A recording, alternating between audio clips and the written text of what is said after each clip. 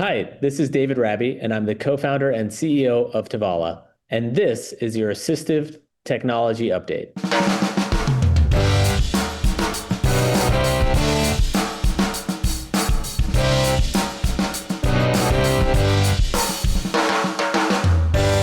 Hello, and welcome to your assistive technology update. A weekly dose of information that keeps you up to date on the latest developments in the field of technology designed to assist individuals with disabilities and special needs. I'm your host, Josh Anderson, with the Indata Project at Easter Seals Crossroads in beautiful Indianapolis, Indiana. Welcome to episode 795 of Assistive Technology Update. It is scheduled to be released on August 21st, 2026. In today's show, we're super excited to welcome David Rabie to the show. He's here to talk about the Tovala Smart Oven and Smart Meals and how it can help with accessible cooking for individuals with disabilities. We're also joined by Bridging Apps with an app worth mentioning. We got a story about some new accessibility coming to Phoenix Airport, as well as sharing a blog post about how things are becoming more accessible in finance. As always, listeners, we thank you so much for taking time out of your day to give us a listen. And let's go ahead and get on with the show.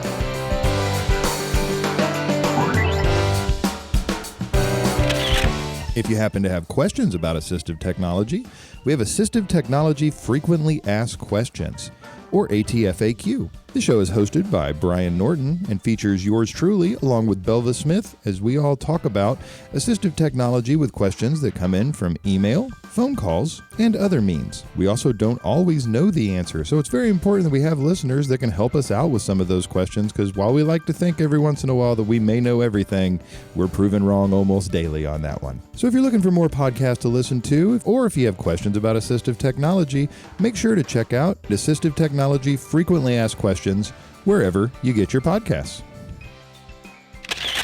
Listeners, as you may know, here at Indata, we do full-day trainings all throughout the year, and I'm very excited to announce that our next full-day training is coming up on August 26th, 2026, and it is over wearable assistive technology.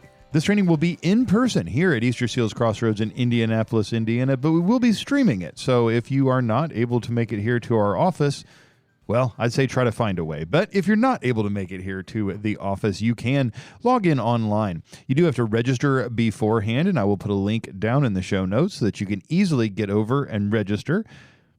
With that link, you can also get into the archive of our previous full-day training. So if there's something you want to learn more about, or maybe a training that you attended that you want to watch again, you can always find them in there. But as far as our wearable AT training coming up on August 26th, this training will be over all kinds of different wearable assistive technology for health and wellness, for control, to help with vision, community access, work, and a whole myriad of other needs. If you're here in person, you'll get to try out some of these amazing accommodations, and if you're online, we'll make sure to try to keep you as involved as possible. If you happen to need continuing education units for certifications or other needs, you can get CEUs by attending our trainings.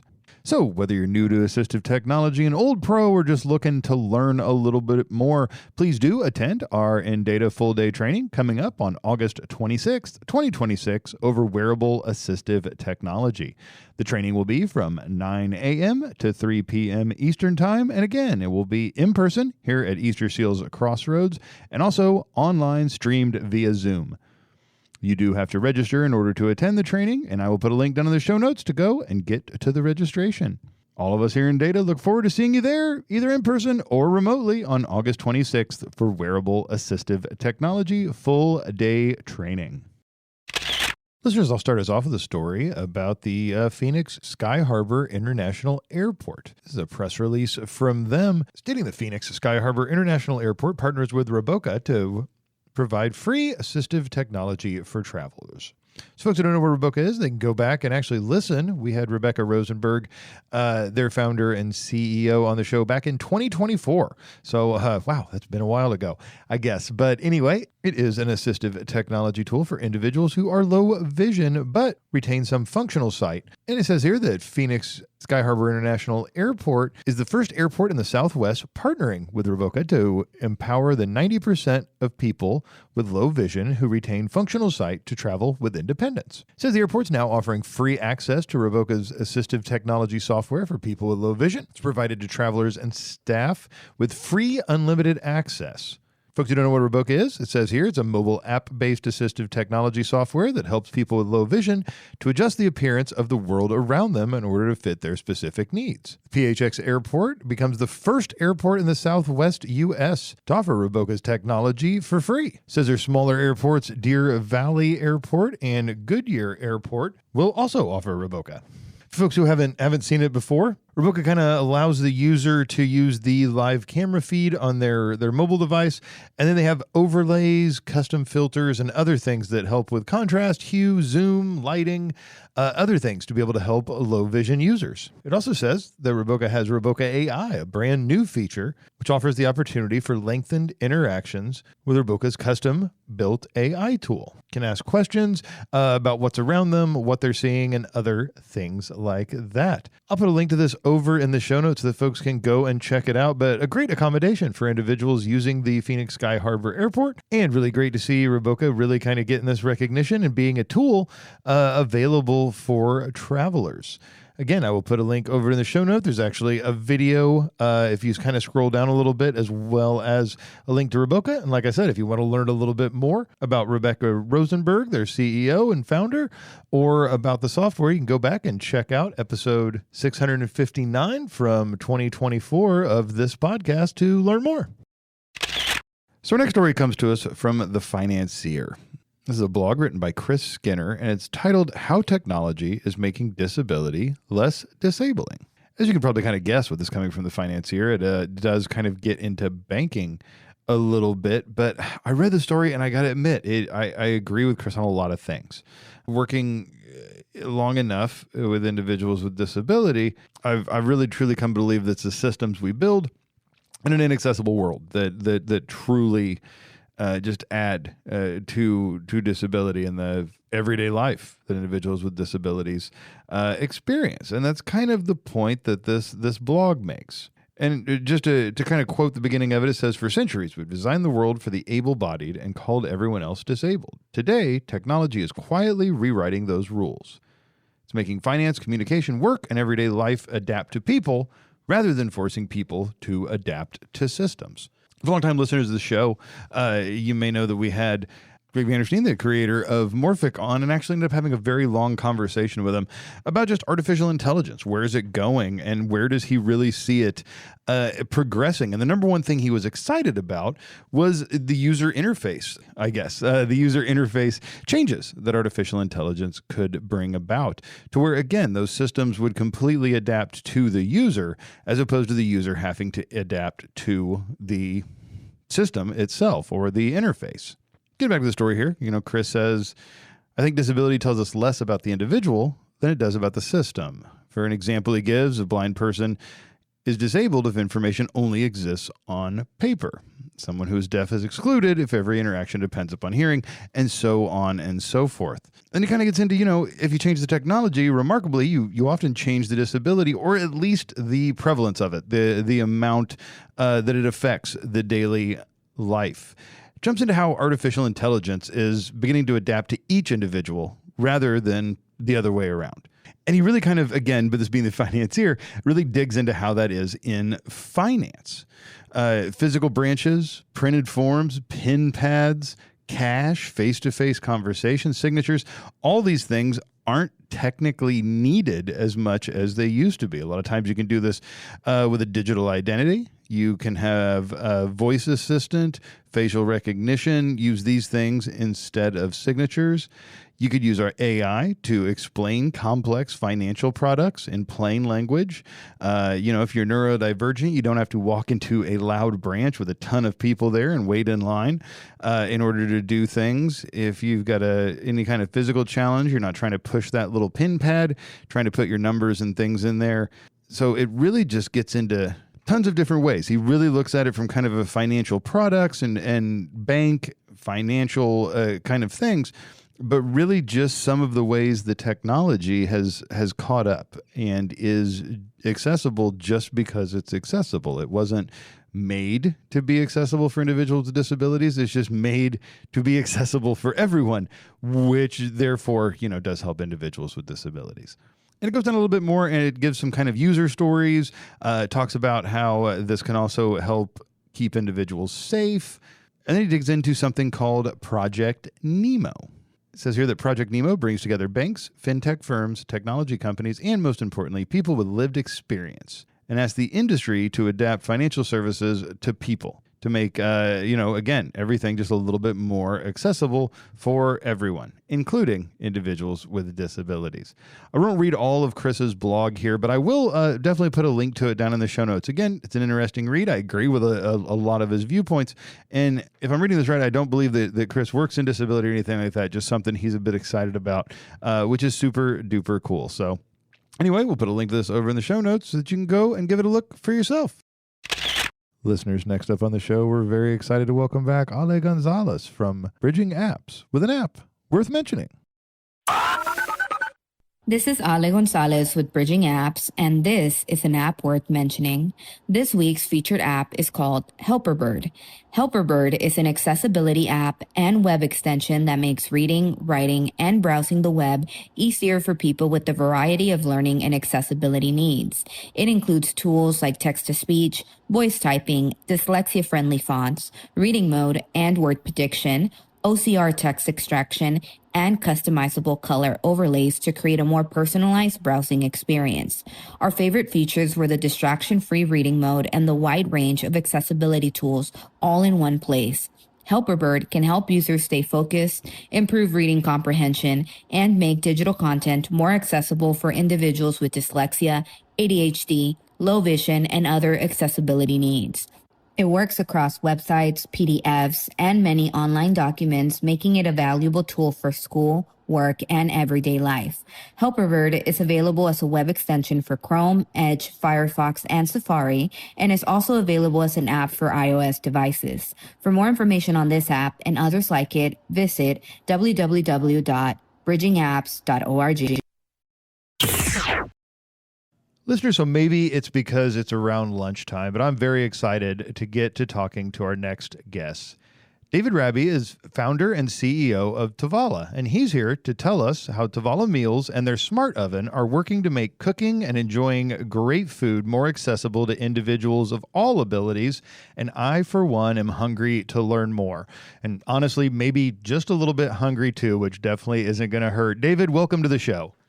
Thanks for having me, Josh. Excited to be here. Yeah, I'm excited to get into talking about everything. But before we do that, could you tell our listeners a little bit about yourself?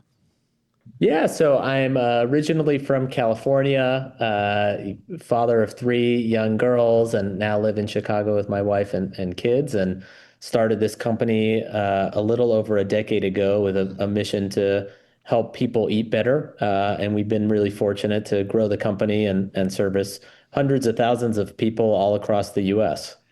Awesome. And yeah, eating better is definitely something that's very, very important. I know, that eating right can just help out with so many kind of different things. So I guess let's kind of just start at the beginning. David, where did the idea come from to kind of start Tovala? Well, I was in grad school in Chicago, and like a lot of people, found myself short on time and still trying to figure out how to get dinner on the table on an ordinary night, and was cooking for myself one day, and it was taking forever, and I was using multiple appliances, and I thought there's got to be a way to get a home cooked meal, a meal that's cooked from scratch, from raw ingredients, but not actually spend all the time cooking. And I tried the convenient solutions that were out there, whether that was meal kits where they sent you ingredients and you did the work yourself, or pre-cooked meals that you reheated in the microwave. And I just felt like everything fell short somewhere, whether it was the freshness and taste of the food or the amount of time that was required to make it happen. And that's when I started thinking, well, what if we built a system kind of like an espresso machine, but instead of coffee, we replaced it with fresh ingredients and had a magical device that would cook them for you automatically. And that was the beginning of the idea. And I incubated it in grad school, and that kind of helped us get it off the ground. Nice. And we'll dig into the meals a little, and maybe dig in's not that is the right word actually, but we'll dig into the meals a little bit more as we kind of go. But kind of onto the oven itself, I guess. Just it kind of started off with, what is it? Yeah, it's a countertop smart oven that can air fry. One of our models can steam. It can bake. It can toast. It can reheat. So it can do a whole lot of different things for your own food.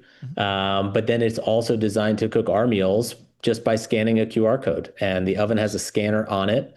Our meals come with QR codes for every meal. So as a customer, you do maybe 45 seconds of preparation, put your food in the oven, scan a code, then the oven cooks it perfectly. So it Nice. uses all those functions I talked about in different temperatures and times, much like almost having a chef in your home, but fully automated. Nice. And David, I know that the oven can really be beneficial to individuals with different disabilities. When you first kind of made it, did you know about that it was going to be accessible to individuals? Or I guess if you didn't, when did you kind of become aware that this could help folks out? We did not know.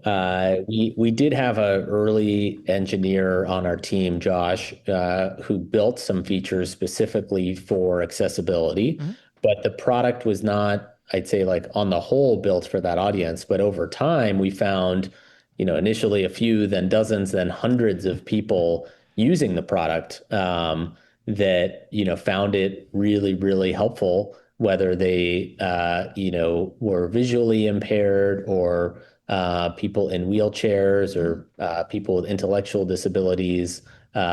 It served a really, really great use case for folks that otherwise cooking appliances can have a whole bunch of different challenges in using.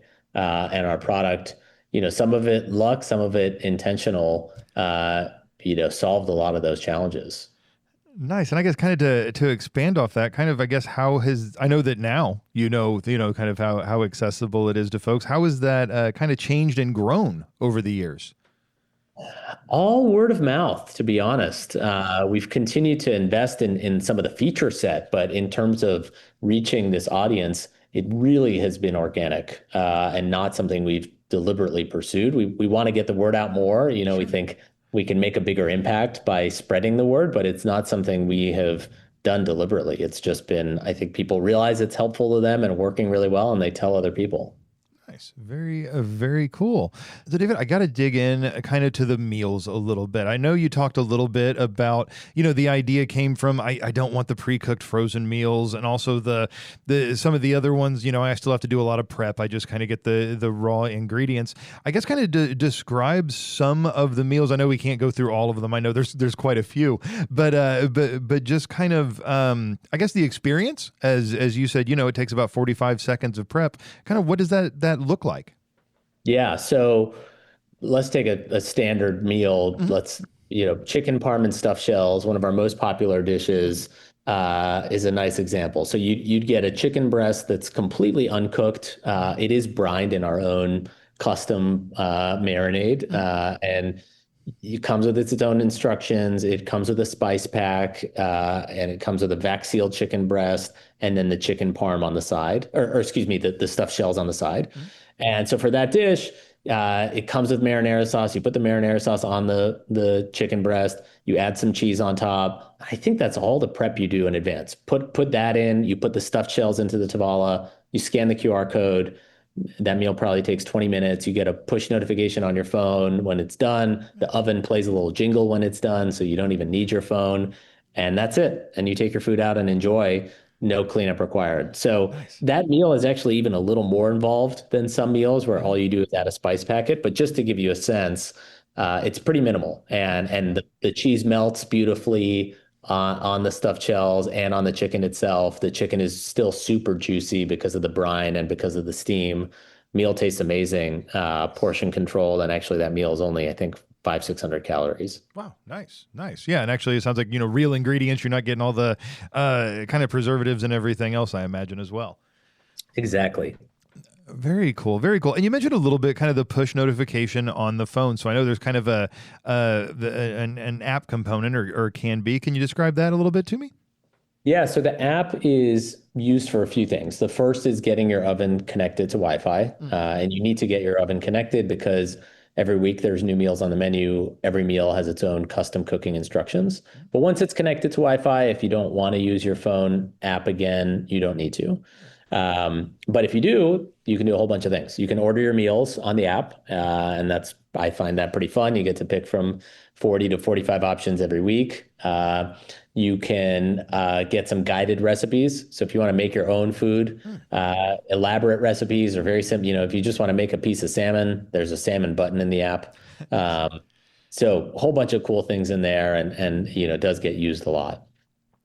And I should add, there's screen reader integrations on the apps. So for both Android and iPhone. Nice. You already answered my next question there. I was just going to make sure, but I kind of assumed since we were talking about accessibility, it was probably able to work with that. So I love that I can make my own food, but be able to use the oven, to kind of use it. But then also, of course, especially as you said, if I'm a grad student, a busy person, a senior, a whole lot of other things where I just don't maybe have time to do everything, I can easily just scan that QR code, put a few pieces together, and get the oven to do all the heavy lifting for me. Exactly. Whenever it kind of comes to meals, and again, we can't go through all of them, but maybe what kinds are available? How often do new ones come out? And then are there ones for folks with maybe certain food allergies and such? Yeah, we've got, call it 40 to 45 every week. Most are lunch and dinner meals, although I'd say there's a couple breakfast options every week. We serve lots of different diets, so gluten-free, low carb, Mediterranean, high protein, meals made for people on GLP-1 Oh, medications. wow. Okay. Wide range of calories. Probably the lowest caloric meals we've got are maybe 400, but goes up to 1,000. Single serving all the way through family style, so you can serve a family of four really, really comfortably. They're very generous portions. Nice. The family meals are, I think, as low as $7.99 a serving, whereas meals for individuals tend to be $13.99. Mm-hmm. So really wide range. And there's, Asian cuisine and Mexican cuisine and Italian and American, and then regular rotation. So every week the menu looks a little different, and there's constant new innovation on there. So it really never gets old. Nice. Nice. So yeah, new choices and everything else, so you don't get tired. But if there's something you really do like, odds are you're still going to be able to get it and be able to have that. I know you mentioned you got 3 kids there, so I know sometimes there's the one meal that if we don't have every week, I'm going to get in trouble, at least with my kids. So, so that's always good. David, you've been doing this quite a while. Do you have maybe a story about someone either kind of using the meals or the smart oven that really kind of sticks with you? Maybe it was able to help them cook independently or something along those lines? What's crazy is we hear stories like that almost every week. Hmm. And sometimes it's people posting on social media. Sometimes it's emails that I get from folks. And yeah, I think what you said is probably the one that hits home the hardest, are people that before Tovala were never able to cook for whatever reason. And it's a whole bunch of different reasons for people.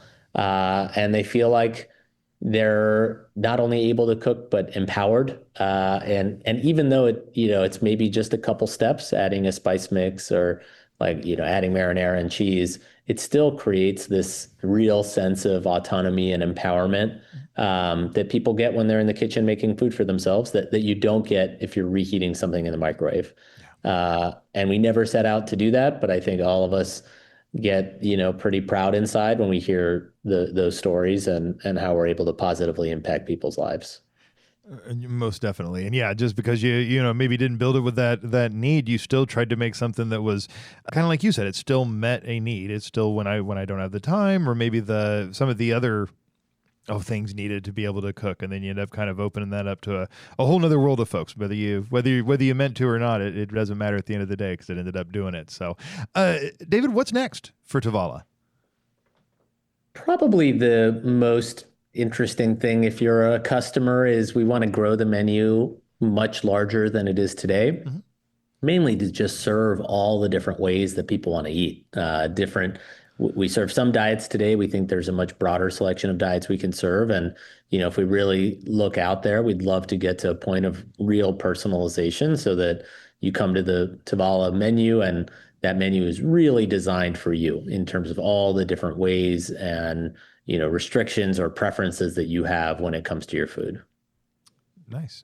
Yep, just kind of continue to grow and continue to make all different kinds of meals and things more accessible to folks. So that'd be great.